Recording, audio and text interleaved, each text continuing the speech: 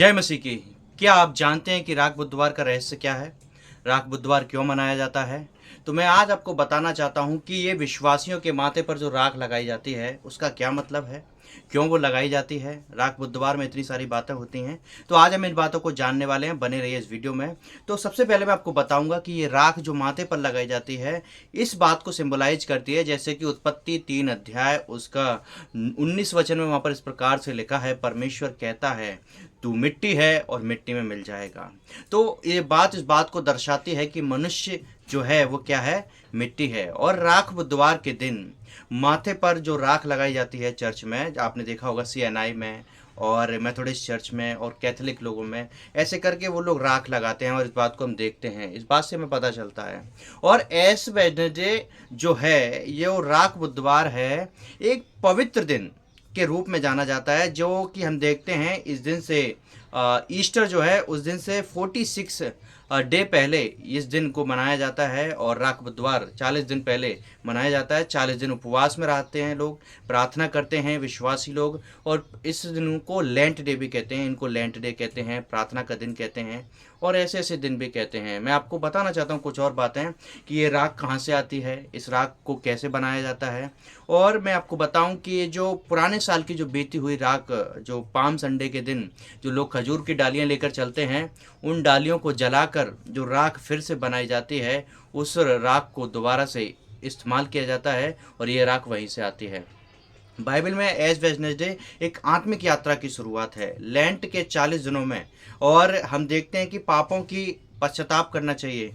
इस प्रकार से एक बात वहाँ पर सिखाई जाती है कि लेंट के जो 40 दिन होते हैं उनमें 40 दिन में लास्ट तक पश्चाताप के दिन होते हैं, इसीलिए इसको लेंट डे कहते हैं, इसीलिए इसको पश्चाताप के दिन भी कहते हैं। और हमें इस बात को पता चलता है कि यीशु मसीह ने क्रूस पर जाने से पहले भी अपने 40 दिन जंगल में बिताए और उपवास के साथ बिताए। हम इस बात को जानते हैं कि हमें भी अपने दिनों को यीशु मसीह के संग उपवास के साथ बिताना चाहिए।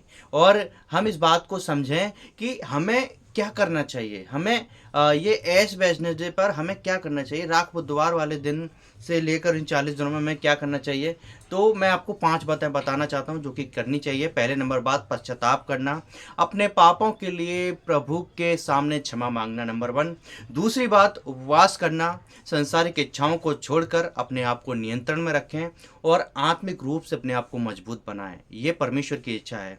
तीसरे नंबर बात, प्रार्थना करें, परमेश्वर के करीब आएं और उसकी इच्छाओं को समझें, ये परमेश्वर की इच्छा है।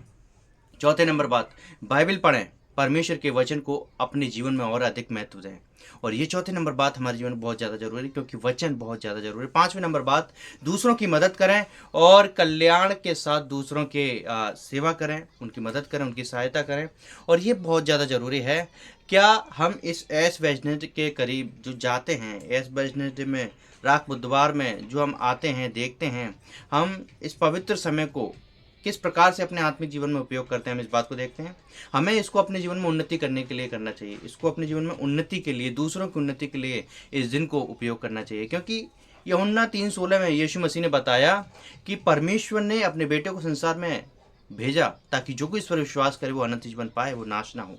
तो हम परमेश्वर के वचन को बांटें, परमेश्वर के वचन के बारे में सोचें कि उसका वचन कैसा है। और ये वचन जो मैंने आपको बताया कि लेंट डे क्या है, उपवास प्रार्थना क्या है और इन दिनों में हमें क्या करना चाहिए, ऐश वेडनेसडे का रहस्य जो मैंने आपको बताया, यदि आपको ये बात अच्छी लगी तो प्रेरणादायक लगती है तो इस बात को शेयर जरूर करना, लोगों को शेयर करना।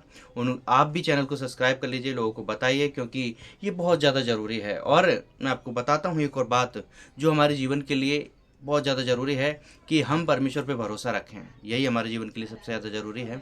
ये सारी बातें होती रहेंगी, रीति रिवाज हैं, लेकिन यदि आपका भरोसा यीशु पर नहीं है तो ये सारी चीज़ें बेकार हैं। आपका विश्वास यीशु मसीह में नहीं है तो ये सारी चीज़ें बेकार हैं।